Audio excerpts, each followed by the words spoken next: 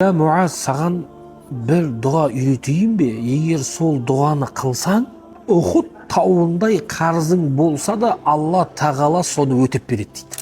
Қазіргі таңда жекеге көп адамдар көмек сұрап жазады, көп адамдар қарызға батып кеттім деген секілді, қандай дұғамен қарыздан құтылуға болады деген секілді жиі сұрақтар қояды. Қарыздан құтылу үшін бірінші кезекте адал еңбек етуіміз керек, кәсіп етуіміз керек. Әрекет еткен адамға Алла берекесін береді. Әрине, әрекеттен кейінгі дұға иншалла қабыл болады. Алла тағала сенің ісіңді жеңілдетеді сол дұға арқылы.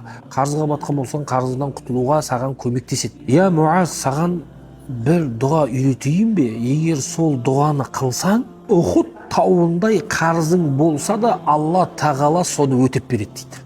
Ол дұға мынау екен. Пайғамбар саллаллаху алейхи ва саллям бұны Құранның аятымен бастайды. Аллахума маликал мульк. Я Алла тағала барлық мүлік және билік иесі сенсің.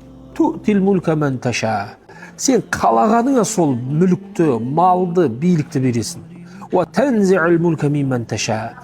Қалағаныңнан оны алып қоясың дейді. Ту'иззу ман таша. Қалағаныңа абырой бересің. Түзиллу ман таша, қалағаныңды қор етесің дейді. Биядикал хайр, бүкіл игілік, жақсылық, ізгілік сенің қолыңда. Иннака аля кулли шейин қадир. Я Алла, сен барлығына күшің жетушісің дейді. Рахмanud дуния вал ахира ва рахимахума. Я Алла, сен дүниенің де ахиреттің де рахманысың, рахимысың. Ту'тихума ман таша. Дүниені де ахиретті де қалағаныңа бересің. Тәмнау минхума ман таша. Екеуінде, дүниенде, ахиретте де алып қоятын сен. Сен соған шамаң жетеді. Сенің қолыңда деп тұрсың.